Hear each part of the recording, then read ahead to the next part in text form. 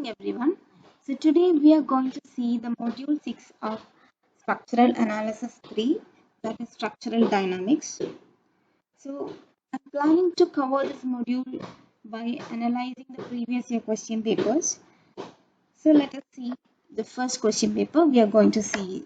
Today we are going to cover the first question paper of May 2019. There are two questions from this module. The first question was, write the equation of motion corresponding to the damped and undamped free and forced vibration. And second, derive the equations for response of SDOF system subjected to damped free vibration in x direction with inertia constant m, spring constant k, and damping constant c. Draw the response diagram also. So let us come to the first question.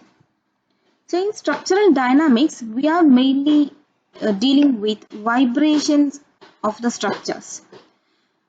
When we talk about vibrations, there are mainly two types of vibrations. First is free vibration and second is forced vibration.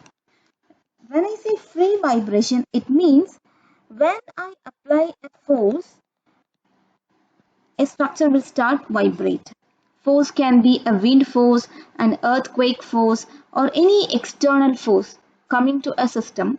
That system will start vibrate. And this vibration will keep on continuous even if I remove the external force. Then the vibration is called free vibration. So we can say a vibration is free vibration when we take away the external force caused this vibration and the vibration lasts even after that. That type of vibrations are known as free vibrations. Clear?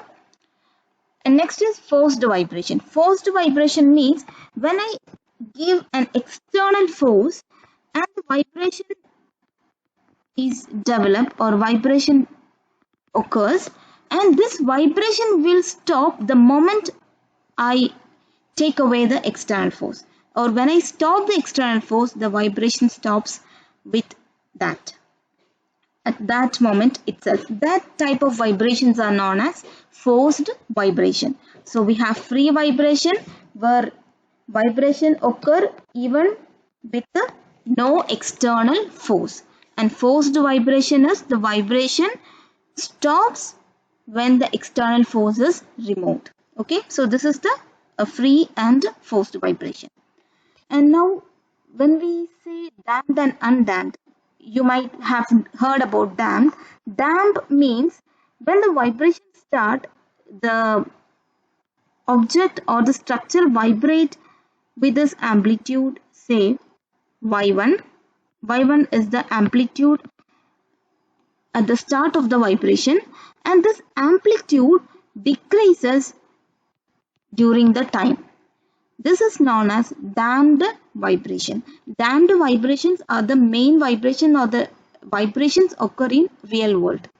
Undamped vibration means the amplitude of the vibration does not decay or decrease, or we can say the amplitude is constant throughout the vibration. Then this type of vibrations are known as undamped vibration. So we have damped vibration in which the amplitude of the vibration decreases with time, and undamped vibration in which amplitude of the vibration is constant throughout the vibration. So we have discussed two types of vibrations, forced and free vibration, and damped and undamped vibration. And in this free and forced vibration, we can say free vibration can occur in two ways. Either it can be damped or undamped. That is, even after removing the external force, the vibration continues, and if it is damping or if the amplitude is decreasing with time, then that type of vibrations are known as free damped vibration. Okay, free damped vibration, that means external, even with the absence of external force, the vibration continues, but the amplitude of the vibration decreases with time. That is free damped vibration. If the vibration continues even after the removal of external force, but the amplitude is not decreasing, this is known as free undamped vibration. So I hope it is clear. So free damped means external force is not there, but damping is there. Free undamped means we have removed the external force, but the vibration is still there, but the vibration amplitude is not decreasing. That type of vibrations are known as free undamped vibration. Now coming to the forced vibration, we can even divide this forced vibration into two. That is, forced vibration can occur either in damped and undamped manners. So the vibration which stop with the removal of external force is known as forced vibration. And during the vibration, even when we are applying the external force, if the vibration occur in a damped manner, then it is known as forced damped vibration. And if the vibration is continuing with the external force, and the vibration have no damping, or the vibration is vibrations amplitude is constant throughout the vibration, then that type of vibrations are known as forced undamped vibration.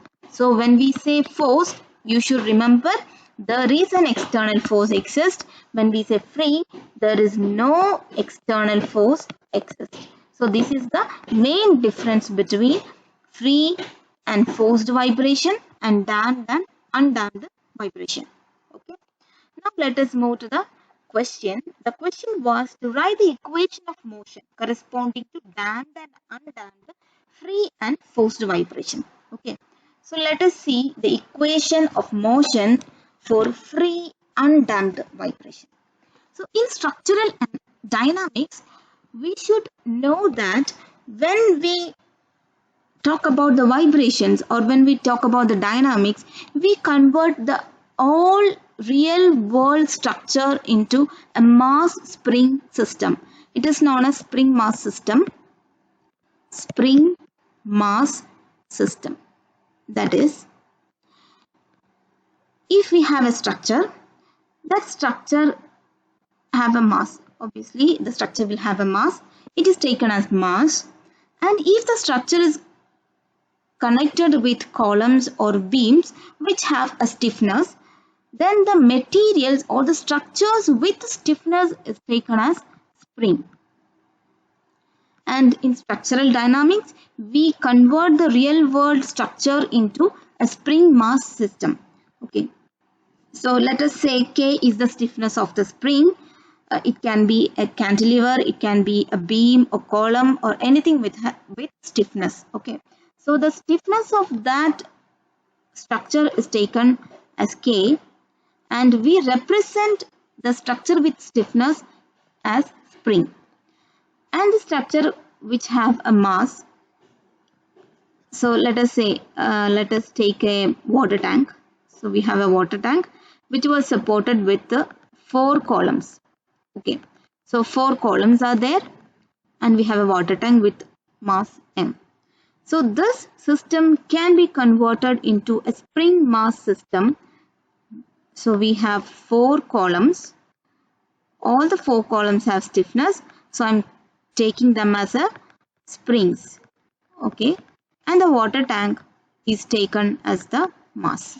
So this is the spring mass system diagram for this water tank. Okay. I hope it is clear. So we are converting the real world structure into a spring mass system. For a spring mass system, spring and mass is compulsory. And there are additional points will be there, or additional elements will be there. They are damper. Damper means if anything which help the spring mass system's vibration to damping is known as a damper, and which the damping coefficient is generally taken as C. So any structure or anything, let it be in the presence of air or presence of this friction, this vibration damps. Okay, so that structure or that system which helps them to damp the vibration is taken as damper, and the damping coefficient is taken as C. And if an external force is applying on this water tank, let it be a wind with F, so external force which acts, which is a function of time, is represented as F of t. So let me take this figure. Okay, let me draw this figure again. So we have a spring and a mass and a damper and an external force. So you must understand this is not a structure with a spring and a mass. This might be a structure which is very huge with columns or beams with a slab or any kind of water tank or something. So we have a mass and spring in this system, and a damper, a presence of damper will be there, and external force will be there. Okay, so this is the basic elements that we consider for a structural dynamic analysis. Now coming to our equation, we are going to find out the equation of motion for free undamped vibration. So from this, I have told you what is free vibration. It means the vibration exists even after the removal of external force. That is, there is no external force occur in the free vibration. So we can say from the entire system there is no external source or external force, or F of t is 0. There is no external force for free vibration since it is a free vibration. Okay, so no external force will be there for free vibration, and it is undamped, so there is no damper. So the constant for damping constant will be equal to 0. So we can draw the figure for free undamped vibration as there is no damper, there is no external force. What is there is only the spring and the mass. Clear? Now we are going to derive the equation. Equation of motion means total force is equal to 0 for an equilibrium. So we can say the force exerted by the spring is taken as K into, let us say this is x direction. So we can say K into x is the force exerted by the spring or whatever it is, by the structure which has stiffness to the system. So Kx is the force developed due to the spring, and if there is a mass, and the inertial force exerted will be mass into acceleration. And in structural dynamics we usually use x double dot as d square x by dt square, which is taken as x double dot, and dx by dt is taken as x dot. Okay, so x double dot means, what is d square x by dt square? It is acceleration. We all know it is acceleration. So there exist only two forces. First force is due to the spring, and spring constant or stiffness of the spring into the displacement is the force developed due to the spring, and there will be an inertial force which is equal to mass into acceleration, which is m into double x, m x double dot equal to 0. So this is the equation for motion for a free undamped vibration. Clear? Now let us move to the free damped vibration. So we have damper is there, but the vibration is free. Free means external force is not there. So f of t is 0. F of t is 0, but damper is there. Okay. So the total equation of motion in equilibrium, total forces are acting. These are the forces acting. When you apply an external force in this direction, all these things will try to keep that mass in that position, so they will exert an opposite force to this in response of this force. Okay, so the total force exerted by the inertial forces mx double dot and spring and damper will create or develop a force dampers coefficient or damping constant into velocity plus stiffness into displacement is the total force developed due to all these elements in the system. So the equation of motion will become mx double dot plus cx dot plus kx equal to 0. So this is the equation of motion for free damped vibration. So from this equation we can derive the equation for free undamped. For undamped, C will be equal to 0. So we can write mx double dot plus kx equal to 0. Okay. Now if we have forced undamped, forced means external force is existing, right? External force is there which will be in this direction. Oh, sorry.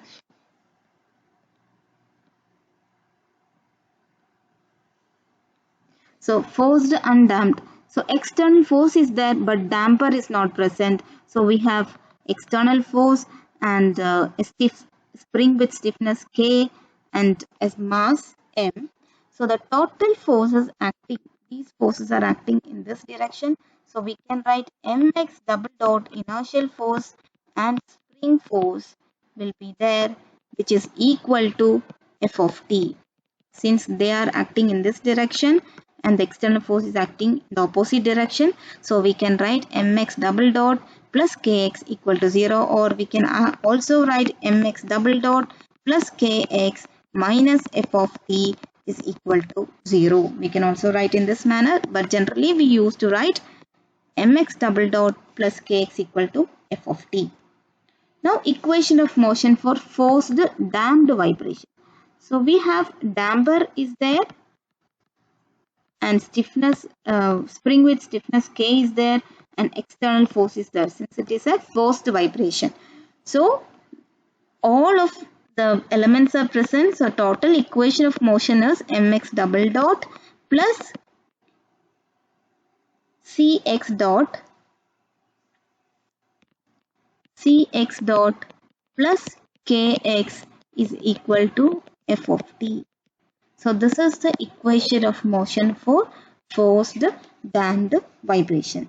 So let me conclude. So equation of motion. Let me start from forced, damped, undamped, free, damped, undamped.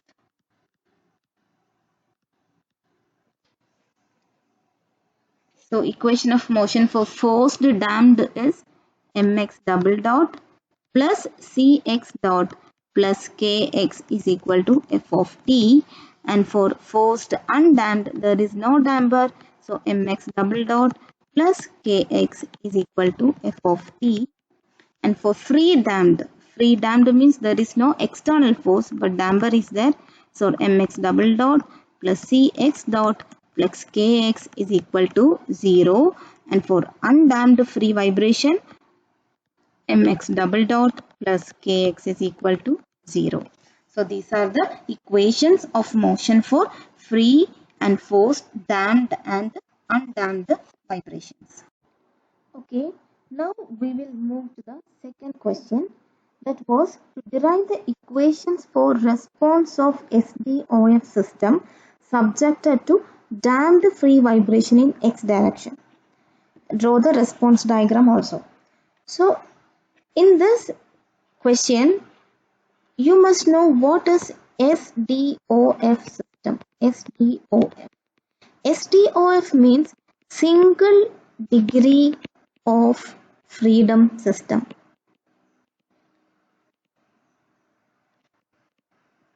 Okay, single degree of freedom system. In single degree of freedom means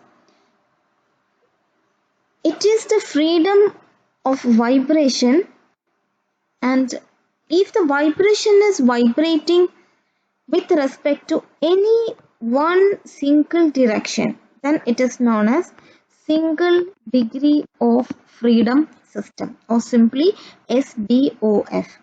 So if the vibration is vibrating and at any point, at any time t, if we can define the element of vibration in terms of any one coordinate, that is x or y or z, if we can define the position of the vibrating element at any time t with respect to any one of the coordinate, is known as single degree of freedom system. There are multiple degree of freedom system, that is, if we can define, or we can only define the position of the particle during vibration with reference to two or more coordinates and time, then it is known as multiple degree of freedom system. So we are dealing with single degree of freedom system. So single degree of freedom system means the vibration is occurring with respect to any one coordinate system. Okay, so SDOF system, what if SDOF is clear? Now let us see the equations, response of the equation to the damped free vibration. So I have told you damped means the vibration will vanish at some point. Free vibration means no external forces there. So what is our equation of motion? Equation of motion for damped free vibration was, one damper is there with damping constant c. So equation of motion is mx double dot plus cx dot plus kx is equal to 0. So this is the equation of motion for damped free vibration. Okay, now we have to find out the solution for this damped free vibration. So solution for this is a linear differential equation with second order. This is a linear differential equation of second order, and the solution for x is a into e raised to lambda t. If x is a into e raised to lambda t, what is x dot? What is x dot? X dot is dx by dt, which is d by dt of a into e raised to lambda t. That is a into lambda into a into e raised to lambda t. And then what is x double dot? It is d square x by dt square, which is d by dt square of a into e raised to lambda t. That is lambda square into a into e raised to lambda t. Okay, so we have the value of x dot and x double dot. Now I am applying this value into this equation. Then the equation becomes,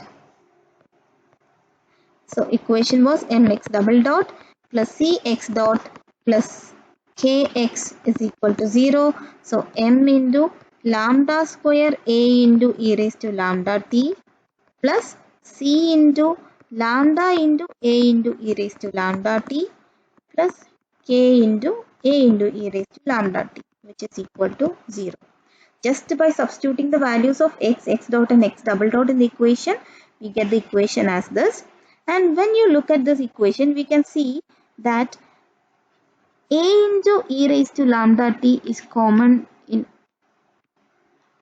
all the terms. So I am taking this into right hand side. When you take this term into right hand side, it will be multiplied with 0, then it will become 0 itself. So our equation becomes m lambda square plus c lambda plus k is equal to 0. Okay, So we have this equation m lambda square plus c lambda plus k is equal to 0. Now we know to find out the value of lambda by using minus b plus or minus ax square plus bx plus c is equal to 0. Then how can you find out the value of x? Minus b plus or minus root of b square minus 4ac by 2a. Right? The similar way we can find out the value of lambda as minus b. Here b is c. So minus c plus or minus root of c square minus 4 into a into c by 2a, 2m. Okay, so lambda is equal to minus c by 2m plus or minus root of, I'm taking this 2m inside the root, so it will become 4m square minus 4mk divided by 4m square, because I'm taking the 2m into the root. So when it go into the root, it will become square. So it will 2m become 4m square.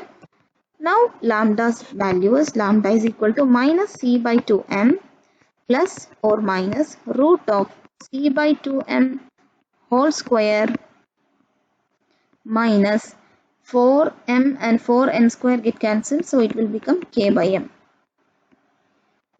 So we can write lambda is equal to minus c by 2m plus or minus root of c by 2m whole square minus c by k by m. I'm taking the c by 2m as n and k by m as p square. Okay, now I'm substituting the value lambda is equal to minus or root k by m as p. Okay, so minus c by 2m will become minus n plus or minus root of n square minus root k by m is p. So k by m is p square. So k by m is p square. See? So the equation become lambda is equal to minus n plus or minus root of n square minus p square. So this is the solution for damped vibration, free damped vibration system. Now we have three conditions for the solution or for the value of lambda. There are three conditions. According to the value of n and p, the value of lambda will change. That is, if n is greater than p, n is equal to p and n less than p, the damping will be different. So when n is greater than p, look at this root. When you look at this value of lambda, when n is greater than p, inside the root the value is positive. When n is equal to p, inside the root value is 0, and when n is less than p, inside the root the value is negative. So relative to the value of n and p, the resulting solution will have different values. So there are three cases. The first case is n greater than p, which is over damped system. Over damped system. And when n is equal to p, it is known as critically damped system. Critically damped system. And when n less than p is under damped or simply damped system. Okay, so in our question we are asked to find out the values corresponding to all the three cases. So let us cover each cases one by one. So our first case is case 1, over damped system.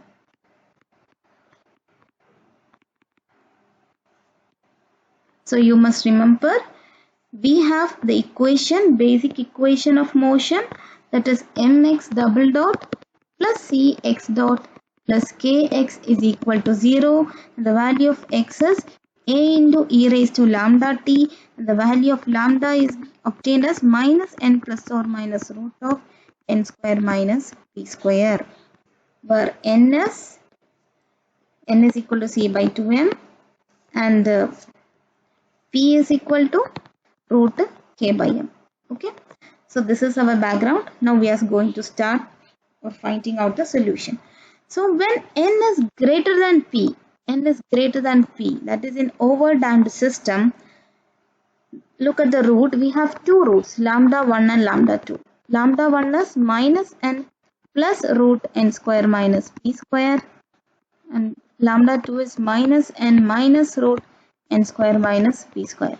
Okay, so we can write the equation of, or the x value of x is a1 into e raised to lambda 1 t plus a2 into e raised to lambda 2 t. Since we have two roots, x is equal to a1 e raised to lambda 1 t and a2 plus a2 e raised to lambda 2 t. And when you look at this, the value of lambda 1, which is minus n plus root of n square minus p square, and minus n minus root n square minus p square, both have different values. So we can say for the solution, when you represent the solution graphically, it is known as response diagram. Okay, x is the displacement of vibration and t is the time. This is how the vibration will damp or vibration will vanish. And this is equation a1 e raised to lambda 1 t. This is the equation a2 e raised to lambda 2 t. So we can say the roots of this case, roots are real, and obviously, since look at this, both the roots have a value negative, because minus n plus root of n square minus p square will have definitely a value less than n. So minus n plus a lesser value will always be negative value, and here minus and minus, both the terms are negative, so the value is negative. So the roots are real and negative. We can say the roots are real and negative. Even though both the roots have different values, the lambda 1 will predominate for a short time. It will predominate, but it will goes on decreasing in exponential manner with time. In this case, the viscous resistance of the body is so large that when it is displaced from the equilibrium position, it only creeps back to the position, and the displacement finally vanishes. Displacement will vanishes at time approaches infinity. So the displacement of the vibration, displacement will vanish when time approaches infinity, and this system is known as overdamped system, and this is the response diagram of overdamped system. Response diagram. So in our question, they were asked to draw the response diagram too. So we have the equation x is equal to a1 e raised to lambda 1 t plus a2 e raised to lambda 2 t, where lambda 1 and lambda 2 are both real values, negative values, and but both have different values. And for a short time, lambda 1 will predominate and the displacement will vanish at the time tends to or approaches to infinity. So that is all about case 1, overdamped system. Now let us see underdamped system, that is case 2. Case 2 was critically damped system.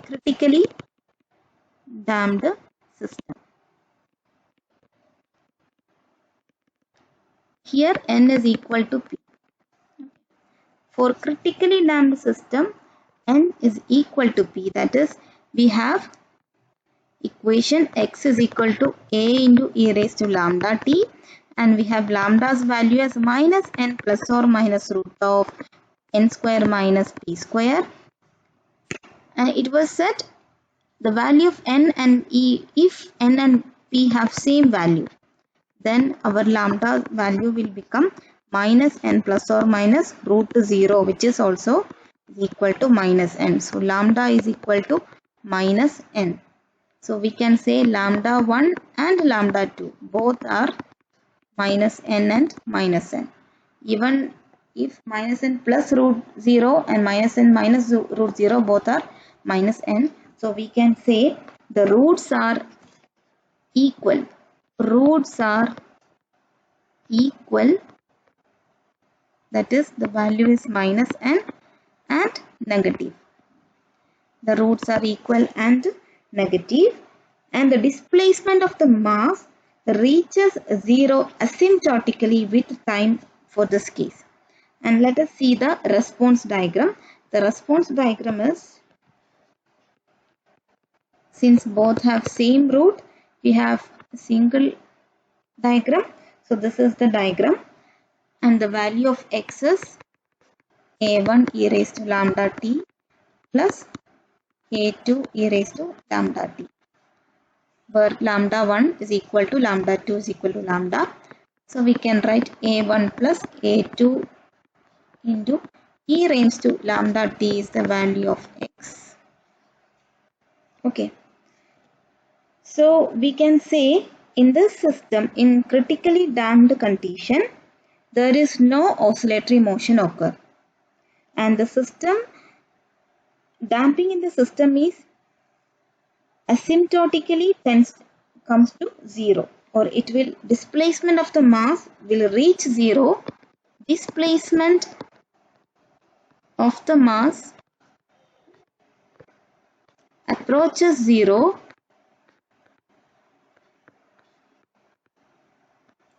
with the time.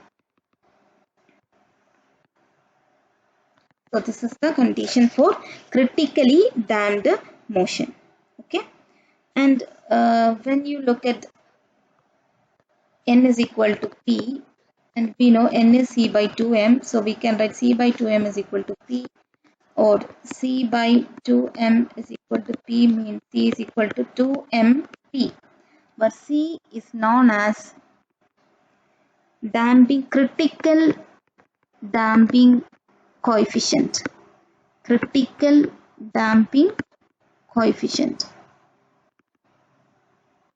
Okay, or usually it is represented as CC. Critical damping coefficient value is 2m into p, where p is equal to root k by m. Okay, and the damping coefficient C by Cc, when you have a damping coefficient in normal condition and a critical damping coefficient, then the ratio is known as damping constant. Damping constant. So just note down these points. They may ask to find out the damping constant. So we can say a damping constant is the ratio of damping by critical damping coefficient. Okay, so this is the condition for critical damping. Now let us move to the third condition, that is case 3, under damped system. Under damped system, or n is less than p. So when n is less than p, we have n less than p, that is lambda is value minus n plus root of n square minus p square. Lambda 2 is minus n minus root n square minus p square. And when a negative term, when n is less than p, n square minus p square will become negative. When a negative term come inside a root, then there will be a complex solution occur. So we can say lambda 1 and lambda 2, both roots are complex roots. They are not real roots, they are complex roots. So we can write lambda 1 is equal to minus n plus root of minus p square minus n square, or lambda 2 as minus n minus root of minus p square minus n square. Since n is less than p, we can write this manner, or we can write minus n plus I into root of p square minus n square minus n minus I into root of p square minus n square, because my root minus 1 is taken as I. So lambda 1 or lambda 2 can be written as minus n plus or minus I into root of p square minus n square. Now when I substitute this value into x, that is a1 e raised to lambda 1t and a2 e raised to lambda 2t, and substituting the value of lambda 1 and lambda 2, then this equation become a1 into e raised to minus n plus I into root of p square minus n square into t plus a2 into e raised to minus n minus I root of p square minus n square into t. So we have the equation for x. So you must know e raised to ix is equal to cos x plus I sin x. E raised to minus ix can be written as cos x minus I sin x. Now keeping this in mind, let us write down this equation. Then the equation become x is equal to a1 into e raised to minus n plus I root n square minus p square can be written as e raised to minus nt into e raised to I into root of p square minus n square into t, and a2 into e raised to minus nt and e raised to minus I into root of p square minus n square into t. Okay.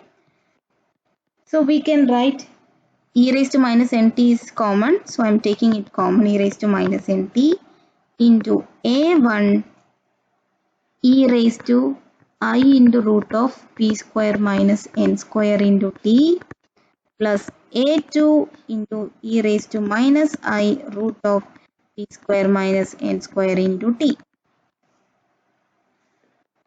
E raised to minus nt, and now I am substituting this value, and this manner I am going to expand this equation.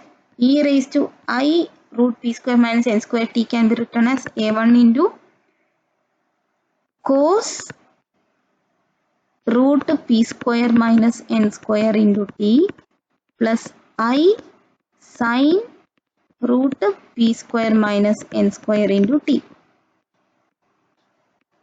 Similarly, plus a2 into, here it is minus I root p square minus n square t. So a2 into cos root p square minus n square into t minus I into sin root p square minus n square into t.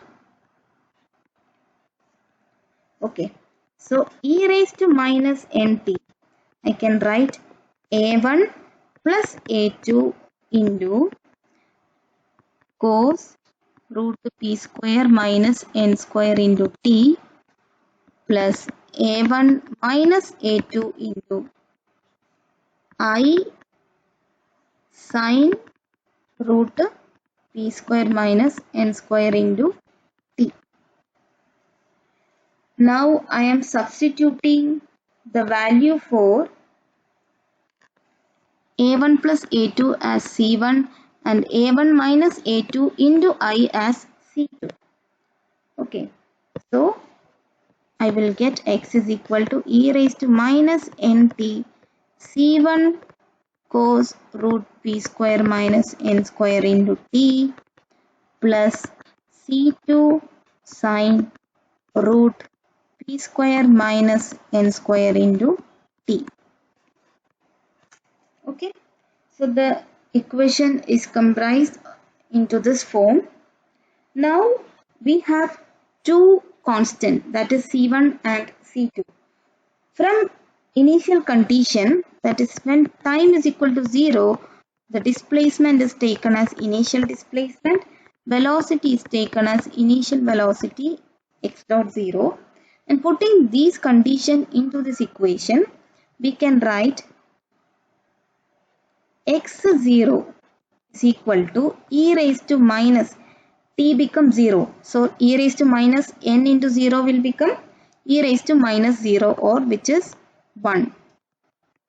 And C1 into cos 0 is 1. So C1 into 1 plus C2 into sin 0 is 0.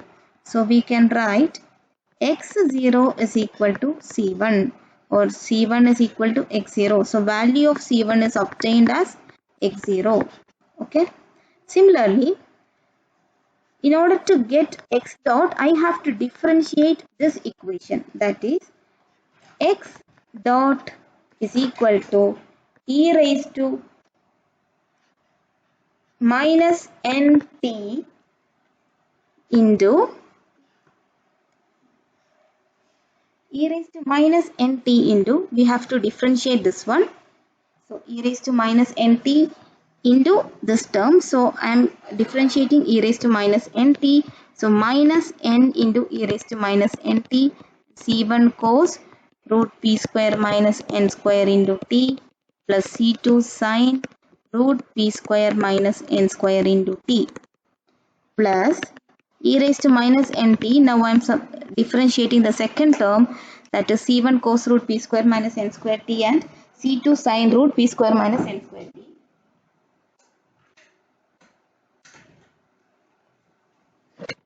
Then we can write C1 into cos, differentiation of cos is sin root p square minus n square t into root of p square minus n square plus dy dt of sin, or dy dx of sin is cos x, and dy ds of cos x is minus sin x. So we are just differentiating both values. Then you will get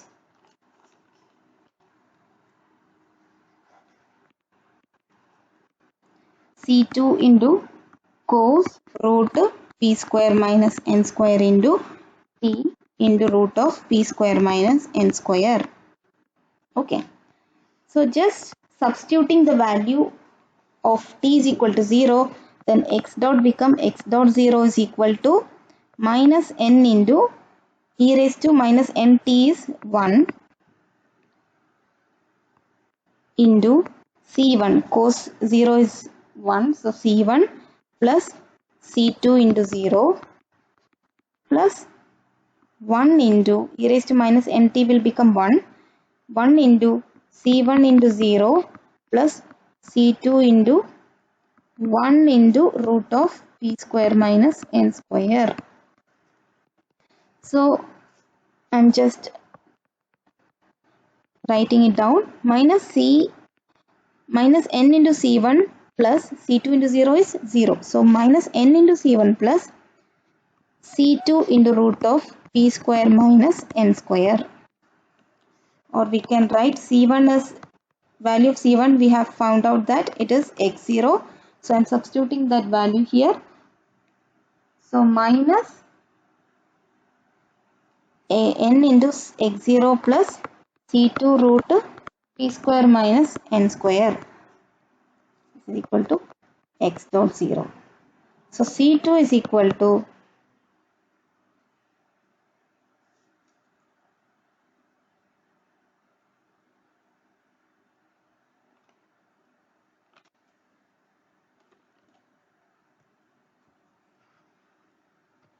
x dot 0 plus nx0 divided by root of p square minus n square. So this is the value for C2, that is C2 is equal to nx0 plus x dot 0 divided by root of p square minus n square. So we have found out the values of C1 and C2. Now I am substituting the value of C1 and C2 into this equation. Then the equation will become x is equal to e raised to minus mt. C1 is x0. x0 cos root p square minus n square into t plus C2 is nx0 plus x dot 0 divided by root of p square minus n square into sine root p square minus n square into t. So this is the equation or solution for underdamped condition. So where x0 is initial displacement, x dot 0 is initial velocity. Okay. So this is how you find out the solution for underdamped condition. And underdamped condition diagram for response diagram is x. Here it will be x0 initial displacement, and it is the perfect damped condition. That is why underdamped condition is also known as damped. Underdamped system is also known as damped system. Okay. So this is the response diagram for underdamped or simply damped system. I hope it is clear. If you have any doubt, please don't forget to ask. And from this equation, we can also write angular natural frequency is root of n square minus p square, and time period, angular natural frequency